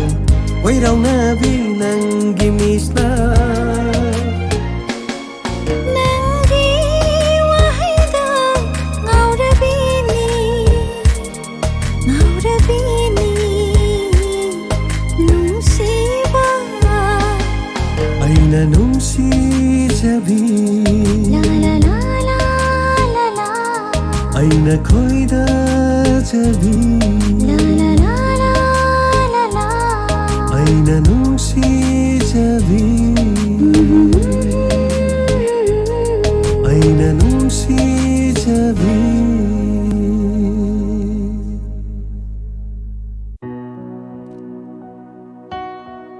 Thank you so much Sanana Thakachari Panamapu Kanguzam Santi Thakachiro Kram Tombi Once again Rocky Bimola Naurim Tagazari Salima Lanchenba Hobijam Chana Tumdori Wari no Harakandan. Yes, I'm very sorry. Suspense Haitareko. Dai the Tamjan Kibedo Dugi the Mark Haitari. Thank you. Adu was Sweden Haying Adum Tabisi Haitari. Yes, Sabir Slamuddin Sangita Kundo Montagachari Wari Tanka Yamfazi Natapirapa Tampa Tagachari Inspector Tangasi episode Amnafazi Natapirapa. So Premlata Sorokaibam. Thank you so much. Jitentiam Tagachari comment Pabiro Natasare Jitentiam my Pazare Hanana Inaw Tokson Sir Punsigi Angasigi Wari Yamna Pazai Nihat Pagi Kalubada Wedambana Muram Mali Natapiri anyway. Koimu FM Yamna Denma Malin Koimu Wari Matang ni Haitariko Tagatsari Sang Ngai Noma Gi Karakara Sinafain Hoi Amukta the Charaga Lui Kitok Saru Kazikazik Saman Howdy Kitang Charaga Pavanis Isai Tande Tagatsara Kazin Goya Yoed Tagatsari Labamite Ikai Hungui Naringa the family the problem Tokpa Amata Fongdok Hodabana investigation Tobada Wahale Sumani Labamite Yamna Maru Badi suggestion Haitareko Among the top problem singsi Mabungduna Hayu Yam Hayab the Malay Ragadu Mina Matasani Mabunduga tension pinning the Bado Haitar. A sing Badi Todo Wato Topo singsi Luina Tamu Haibani Masigi Yam Chauba Paramani Haiter. I don't know Madu Toho the Begini Haibadun. Anyway, Amore Kelvin Lysram Amore Ponomaxi. So Tagachari Hanana Romi Marhang team Wari say Nungai Mandana Loikiba Kangho Dre sir. Thank you Romi Marang team. Idea no Yam Europus Yam Nungai Bafauzi Boto Maboy Mete Courage Memi Calvin Lysram Yafabi Chanu Che Coman Nilakanta A.K. Raju Kontauzam Suras Komakjam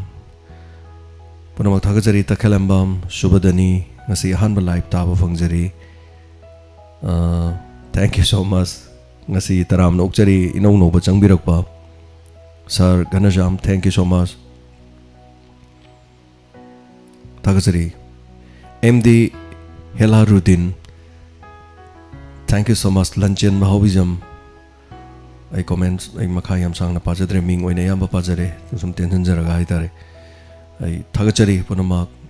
I say Taring it a Makrapajakre. Suni Lystrom, thank you so much. Tayai Lohong Bukiam Waligi. Loibanumito Lohong Zarage, Suni Amade Suni Lystrom, Inspector Tayagi Loibanumito, Moinigi Lohong Akanda Loirek. Nepram Priya Tagachari, Site Islamuddin. So thank you so much. Matangi say Mamo Kudol Tamzagi. Kitang lang tagto na hangay kong dobi say Madam Kongzagi. So idana mayam tabiri basing the katok sobi say Nungsi zay nangbu tamoy sing na gamay na sa kibising kanagumba mada tamoy sing na nungsi zaba matam na lamlan biyama uba matam na tamoy da farok pada nungsi bada tana dun ay thawai matolaga tana dun na talaga sakpay sing makalaman nungsi zay nangbu tamoy sing na ay sama kimayik lain na konselda Binod Kumar Sharma na music wabi say ni Kudol Tamjari Kangmay na sakiba isay ni Christmas kinamita Nung si Zay Nangbu Tamoy siyang na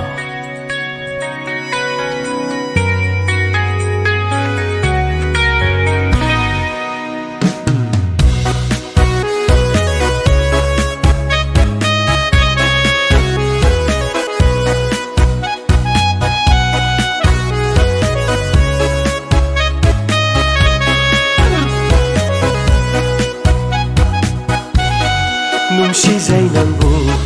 Tamoy sing na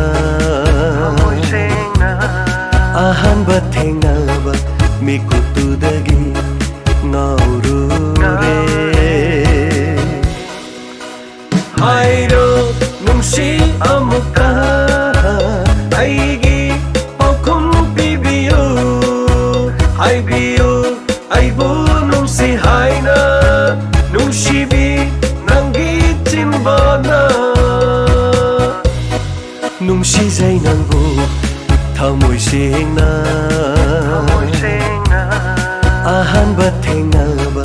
ꯃꯤꯀꯨꯞꯇꯨꯗꯒꯤ ꯉꯥꯎꯔꯨꯔꯦ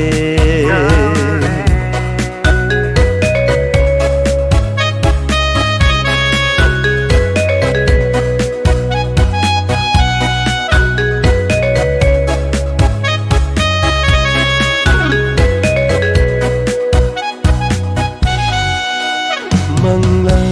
ꯇꯥꯏꯕꯪ ꯑꯅꯤꯗ ꯅꯪꯕꯨ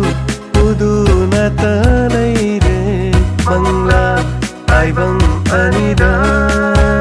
낭부 우두나타 레이레 아이기 이나타 내피로 낭나 움직이 오이나 아이기 이나타 내피로 낭나 움직이 오이나 ꯅꯨꯡꯁꯤꯖꯩ ꯅꯪꯕꯨ ꯊꯃꯣꯏ ꯁꯦꯡꯅ ꯑꯍꯥꯟꯕ ꯊꯦꯡꯅꯕ ꯃꯤꯀꯨꯞꯇꯨꯗꯒꯤ ꯉꯥꯎꯔꯨꯔꯦ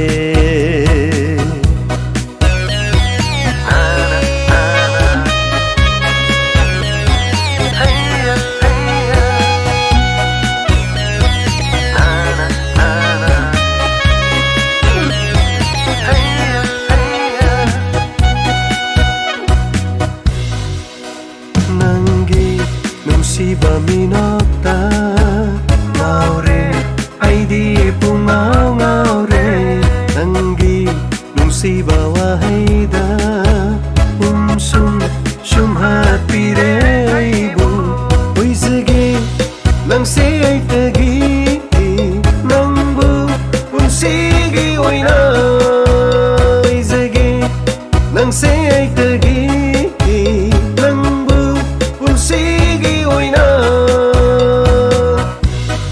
ꯅꯨꯡꯁꯤꯖꯩ ꯅꯪꯕꯨ ꯊꯃꯣꯏ ꯁꯦꯡꯅ ꯑꯍꯥꯟꯕ ꯊꯦꯡꯅꯕ ꯃꯤꯀꯨꯞꯇꯨꯗꯒꯤ ꯉꯥꯎꯔꯨꯔꯦ ꯍꯥꯏꯔꯣ ꯅꯨꯡꯁꯤ ꯑꯃꯨꯛꯇ ꯑꯩꯒꯤ ꯄꯥꯎꯈꯨꯝ ꯄꯤꯕꯤꯌꯨ ꯍꯥꯏꯕꯤꯌꯨ ꯑꯩꯕꯨ ꯅꯨꯡꯁꯤ ꯍꯥꯏꯅ ꯅꯨꯡꯁꯤꯕꯤ ꯅꯪꯒꯤ ꯆꯤꯟꯕꯥꯅ ꯅꯨꯡꯁꯤꯖꯩ ꯅꯪꯕꯨ ꯊꯃꯣꯏ ꯁꯦꯡꯅ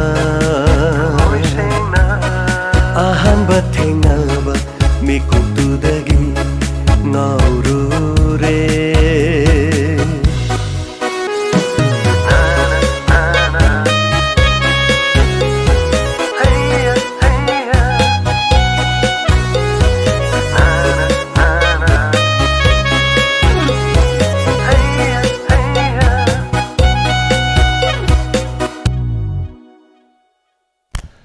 Thank you so much, Elizabeth. Shapam ngasin ahanbani na takpirakpa sigidamag duga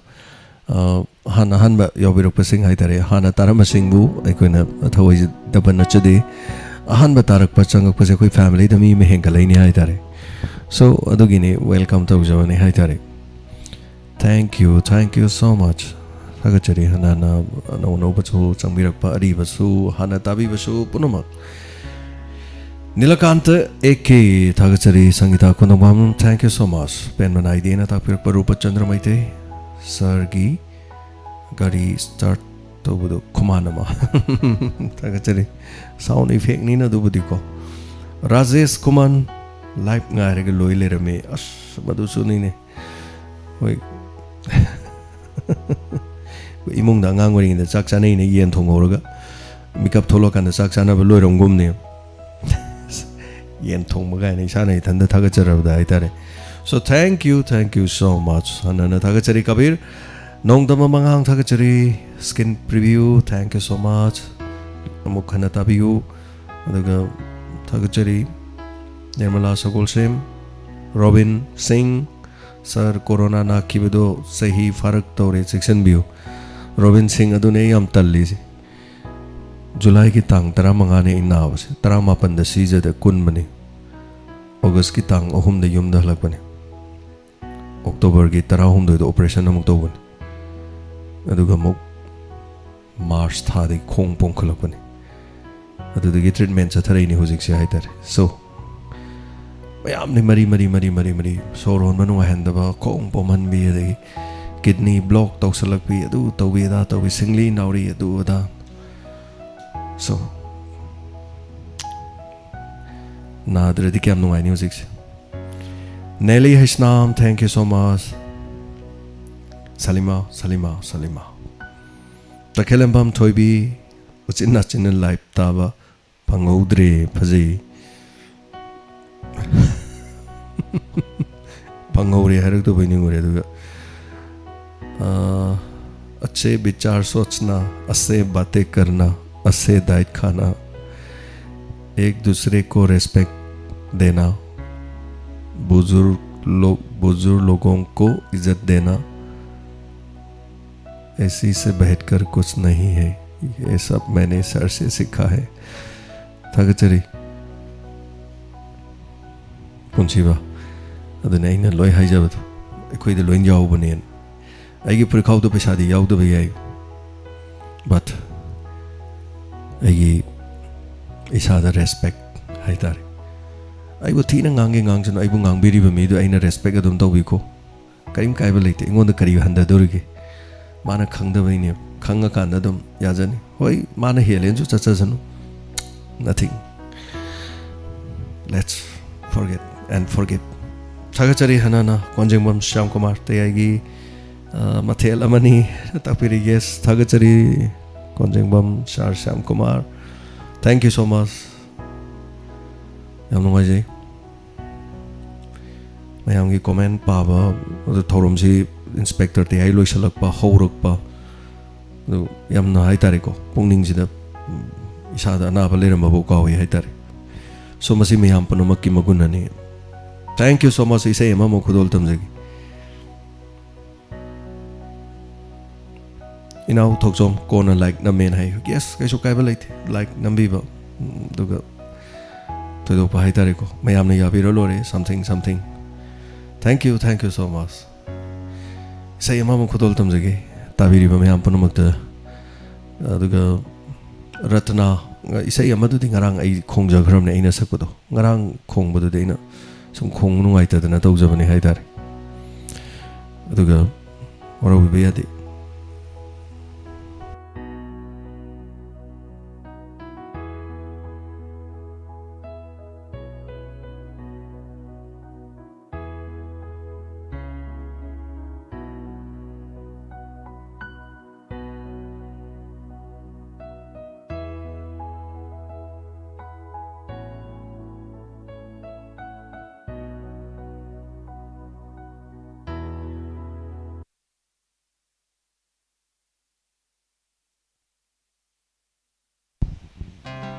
Oza Ranjit Kumar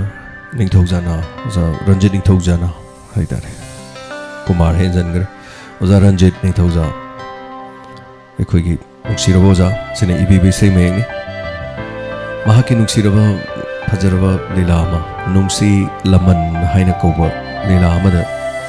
yawgada bai sei sema loibada ngari ba duga nupa nupi ani sakada bai sei adu khudol tamjari me am panomakta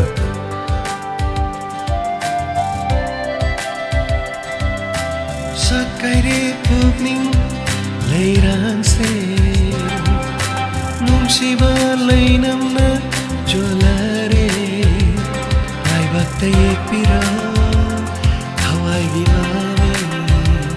kundo giluraba leikadagi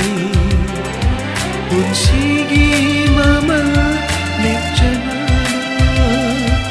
unsigi mama lepchanaba ukningbo shumlabi mai thami uningba mitki leitengi akchaba fijona tanjarari hawai leirangum unsiravi nanga aige unsini nangna aige unsini satlara opening leirang se ꯄꯨꯛꯅꯤꯡꯕꯨ ꯁꯨꯡꯂꯕꯤ ꯃꯥꯏꯊꯥꯎꯏ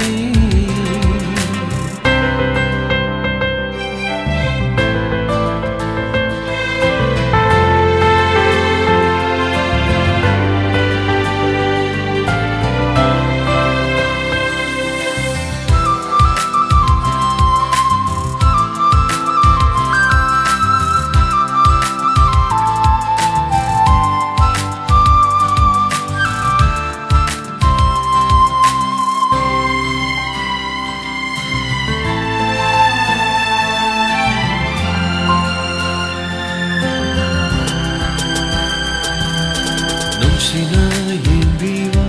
ꯅꯨꯡꯁꯤꯕ ꯊꯥꯖꯕ ꯊꯝꯕꯤꯕ ꯄꯥꯝꯃꯨꯕ ꯂꯥꯏꯕꯛꯀꯤ ꯅꯣꯡꯗꯝ ꯑꯣꯏꯔꯤꯕ ꯄꯨꯡꯍꯦꯟ ꯍꯦꯜꯂꯤ ꯅꯪꯅ ꯑꯊꯣꯏꯕ ꯅꯪꯅ ꯑꯩꯒꯤ ꯄꯣꯠꯂꯣꯏ ꯑꯣꯏꯖꯒꯦ ꯅꯨꯡꯁꯤꯅ ꯌꯦꯡꯖꯕꯤ ꯅꯨꯡꯁꯤꯕꯤ ꯊꯥꯖꯕ ꯊꯝꯖꯕꯤ ꯄꯥꯝꯃꯨꯕꯤ ꯂꯥꯏꯕꯛꯀꯤ ꯅꯣꯡꯗꯝ ꯑꯣꯏꯔꯤꯕ ꯄꯨꯡꯍꯦꯟ ꯍꯦꯜꯂꯤ ꯅꯪꯅ ꯑꯊꯣꯏꯕꯤ ꯅꯪꯅ ꯑꯩꯒꯤ ꯄꯨꯟꯁꯤ ꯄꯣꯠꯂꯣꯏꯅꯤ ꯁꯛꯀꯥꯏꯔꯦ ꯄꯨꯛꯅꯤꯡ ꯂꯩꯔꯥꯡꯁꯦ ꯅꯨꯡꯁꯤꯕ ꯂꯩꯅꯝꯅ ꯆꯣꯜꯂꯔꯦ ꯂꯥꯏꯕꯛꯇ ꯌꯦꯛꯄꯤꯔ ꯊꯋꯥꯏꯒꯤ ꯃꯃꯤ ꯄꯨꯟꯗꯣꯛꯂꯨꯔꯕ ꯂꯩꯀꯥꯗꯒꯤ ꯄꯨꯟꯁꯤꯒꯤ ꯃꯃꯜ ꯂꯦꯞꯆꯅꯕ ꯄꯨꯟꯁꯤꯒꯤ ꯃꯃꯜ ꯂꯦꯞꯆꯅꯕ ꯄꯨꯛꯅꯤꯡꯕꯨ ꯁꯨꯝꯂꯕꯤ ꯃꯥꯏꯊꯥꯎꯅꯤ ꯎꯅꯤꯡꯕ ꯃꯤꯠꯀꯤ ꯂꯩꯇꯦꯡꯅꯤ ꯄꯛꯆꯕ ꯐꯤꯖꯣꯜꯅ ꯇꯥꯡꯖꯔꯔꯤ ꯊꯋꯥꯏꯒꯤ ꯂꯩꯔꯥꯡꯒꯨꯝ ꯅꯨꯡꯁꯤꯔꯕꯤ ꯅꯪꯅ ꯑꯩꯒꯤ ꯄꯨꯟꯁꯤꯅꯤ ꯅꯪꯅ ꯑꯩꯒꯤ ꯄꯨꯟꯁꯤꯅꯤ ꯆꯠꯂꯔ ꯄꯨꯛꯅꯤꯡ ꯂꯩꯔꯥꯡꯁꯦ ꯄꯨꯛꯅꯤꯡꯕꯨ ꯁꯨꯡꯂꯕꯤ ꯃꯥꯏꯊꯥꯎꯅꯤ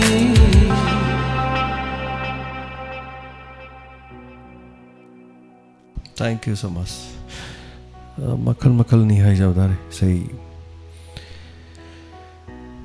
makalama sisu sketch ni vocal han banatri duga mayamda som tahanjaning bai tare sei makalama som sembagi hojikandi music matamatong gi matungina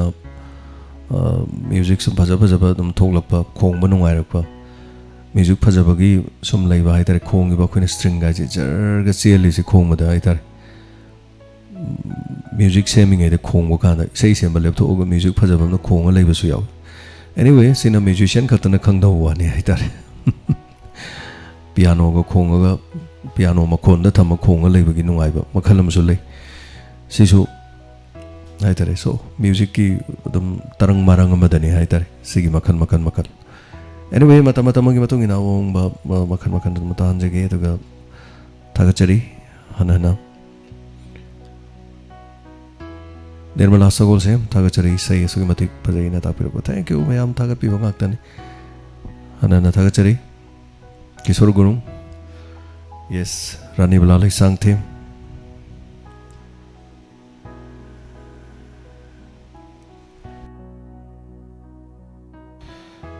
Nille Haisnam thank you so much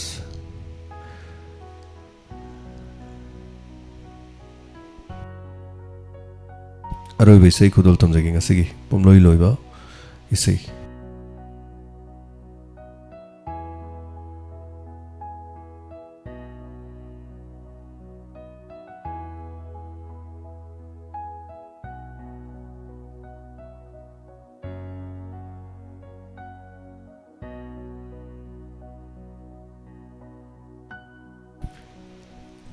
ꯃꯌꯥꯝ ꯍꯥꯏꯕꯤꯔꯛꯁꯤ ꯑꯔꯣꯏꯕ ꯏꯁꯩꯁꯤ ꯀꯔꯝꯕ ꯏꯁꯩꯅ ꯑꯣꯏꯁꯤꯒꯦ ꯅꯍꯥꯟꯒꯩ ꯈꯣꯡꯕ ꯏꯁꯩꯁꯤꯗꯒꯤ ꯑꯍꯥꯟꯕ ꯍꯥꯏꯔꯛꯄ ꯑꯃ ꯈꯣꯡꯖꯒꯦ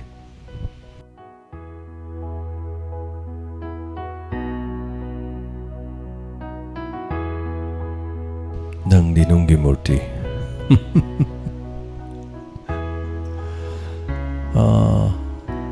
So ꯑꯩꯅ ꯑꯍꯥꯟꯕ ꯍꯥꯏꯔꯛꯄꯗ ꯈꯣꯡꯖꯔꯒꯦꯅ ꯍꯥꯏꯈ꯭ꯔꯦ So ꯅꯨꯡꯒꯤ ꯃꯨꯔꯇꯤꯅ ꯌꯥꯝꯃꯦ ꯅꯨꯡꯒꯤ ꯃꯨꯔꯇꯤ ꯑꯅꯤ ꯁꯨꯈ꯭ꯔꯦ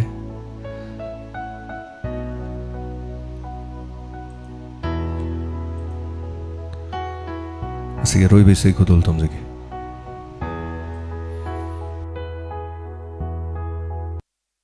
ꯅꯨꯡꯒꯤ ꯃꯨꯔꯇꯤ ꯇꯥꯕꯤꯔꯤꯕ ꯄꯨꯝꯅꯃꯛꯇ ꯉꯁꯤꯒꯤ ꯊꯧꯔꯝ ꯏꯔꯣꯏꯂꯣꯏꯕ ꯏꯁꯩ ꯈꯨꯗꯣꯜ ꯊꯝꯖꯔꯤ ꯅꯨꯡꯒꯤ ꯃꯨꯔꯇꯤ ꯁꯔꯣꯖ ꯍꯥꯎꯕꯨꯡꯒꯤ ꯃꯌꯦꯛꯇꯅꯤ ꯕꯤꯅꯣꯗ ꯀꯨꯃꯥꯔ ꯁꯔꯃꯅ ꯑꯃꯨꯛ ꯍꯟꯅ ꯃ꯭ꯌꯨꯖꯤꯛ ꯄꯤꯕꯤꯕ ꯏꯁꯩ ꯏꯁꯥꯃꯛꯀꯤ ꯈꯣꯟꯖꯦꯜꯗ ꯈꯨꯗꯣꯜ ꯊꯝꯖꯔꯤ ꯅꯪꯗꯤ ꯅꯨꯡꯒꯤ ꯃꯨꯔꯇꯤꯅꯤ ꯅꯨꯡꯒꯤ ꯃꯨꯔꯇꯤꯅꯕꯨ ꯅꯨꯡꯁꯤꯕ ꯃꯁꯛ ꯈꯪꯕ ꯍꯧꯅꯕ꯭ꯔꯥ ꯅꯪꯗꯤ ꯅꯨꯡꯒꯤ ꯃꯨꯔꯇꯤꯅꯤ ꯅꯨꯡꯒꯤ ꯃꯨꯔꯇꯤ ꯅꯪꯗꯤ ꯅꯨꯡꯒꯤ ꯃꯨꯔꯇꯤꯅꯤ ꯅꯨꯡꯒꯤ ꯊꯃꯣꯏ ꯄꯥꯟꯕꯤꯅꯤ ꯅꯪꯗꯤ ꯅꯨꯡꯒꯤ ꯃꯨꯔꯇꯤꯅꯤ ꯅꯨꯡꯒꯤ ꯊꯃꯣꯏ ꯄꯥꯟꯕꯤꯅꯤ ꯅꯨꯡꯒꯤ ꯃꯨꯔꯇꯤꯅꯕꯨ ꯅꯨꯡꯁꯤ ꯈꯪꯕ ꯍꯧꯅꯕꯔꯥ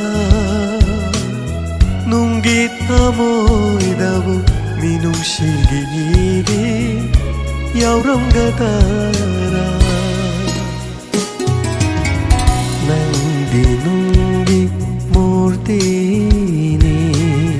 ꯅꯨꯡꯒꯤ ꯊꯃꯣꯏ ꯄꯥꯟꯕꯤꯅꯤ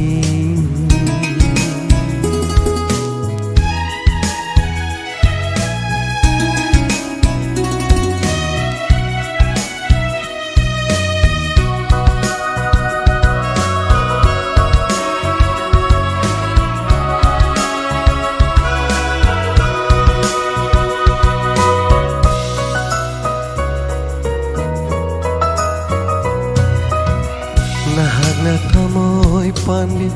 ꯑꯣꯏꯔꯝꯂꯕ ꯃꯤꯅꯨꯡꯁꯤ ꯈꯪꯕꯤ ꯑꯃ ꯑꯣꯏꯔꯝꯂꯕ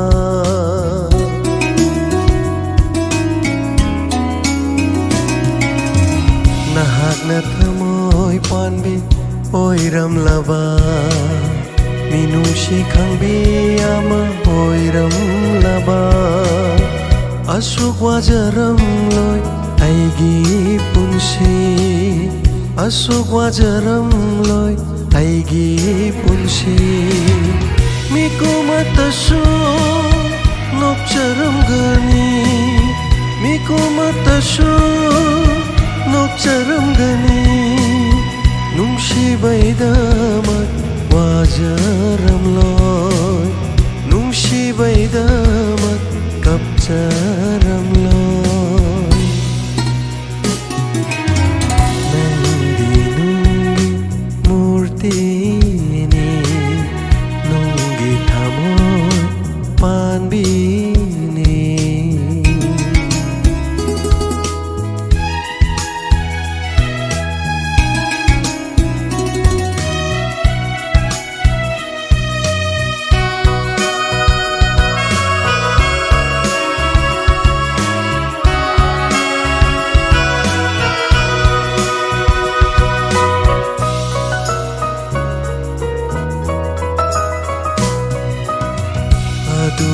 nanangay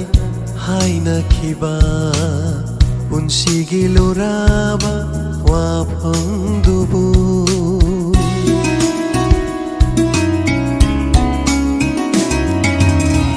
aduklo nanangay hainakiba unsigiluraba wapangdubu karigino nangna kai halliba karigino nangna kai halliba thamoi pandebo taklam libara ꯂꯥꯛꯂꯝꯂꯤꯕꯔꯥ ꯃꯁꯤꯕꯨ ꯅꯨꯡꯁꯤꯕꯒꯤ ꯍꯧꯅ ꯁꯥꯔꯥ ꯃꯁꯤꯕꯨ ꯅꯨꯡꯁꯤꯕꯒꯤ ꯍꯧꯅ ꯁꯥꯔꯥ ꯅꯪꯗꯤ ꯅꯨꯡꯒꯤ ꯃꯨꯔꯇꯤꯅꯤ ꯅꯨꯡꯒꯤ ꯊꯃꯣꯏ ꯄꯥꯟꯕꯤꯅꯤ ꯅꯨꯡꯒꯤ ꯃꯨꯔꯇꯤꯅꯕꯨ ꯅꯨꯡꯁꯤ ꯈꯪꯕ ꯍꯧꯅꯕꯔꯥ ꯅꯨꯡꯒꯤ ꯊꯃꯣꯏꯗꯕꯨ ꯃꯤꯅꯨꯡꯁꯤꯒꯤ ꯌꯦꯔꯤ ꯌꯥꯎꯔꯝꯒꯗꯔꯥ ꯅꯪꯗꯤ ꯅꯨꯡꯒꯤ ꯃꯨꯔꯇꯤꯅꯤ ꯅꯨꯡꯒꯤ ꯊꯃꯣꯏ ꯄꯥꯟꯕꯤꯅꯤ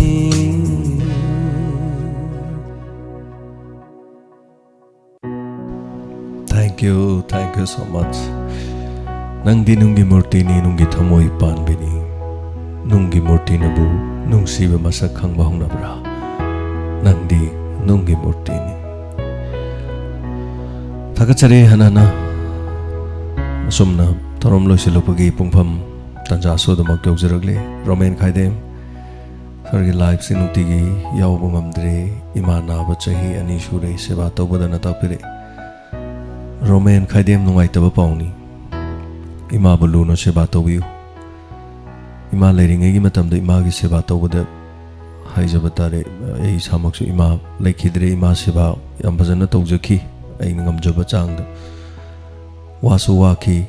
nungsu nungsi adu ima leikhidra matungda haitare waki badu ai wajage ima du seba tawge haiba phangde haitare aduna ima leikhidra matungda yam kanna naage haitare aduna pagalakpo isanu adonge ima daga tekhalakpo isanu Romain ngahak sangbada live yawbirokpa thagachari punchigi khongchatni haitare loinama khoi kainaba ngaktani chatkigadaba ngaktani haitare adubu ima taga tekpo oirsanu pabo oiraksanu thagachari Romain hanana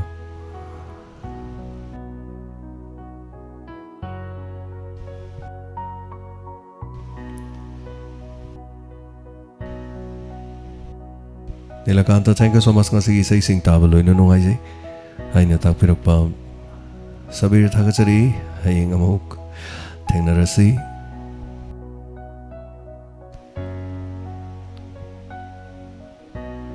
Ngasi gidamak tadi matangasan isu batorong paring lusin jabagi ayaba tabiriba mayam punamagtagi lawjari. Tikta kahit na mayam punamak ngasi ako'y tengnariba sigumna haying su tengnaminasi.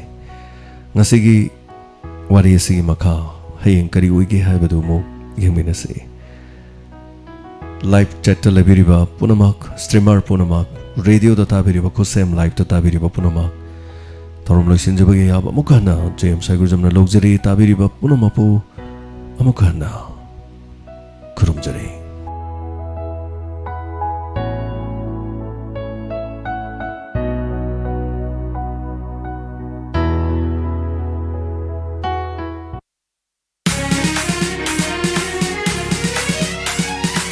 Kasuna saklaba laikoni Kanukka yage itin famni Chedaba laitraba Hachangi tawaini Diamond FM Radio Oh, Diamond FM Radio 91.2 Diamond Radio Channel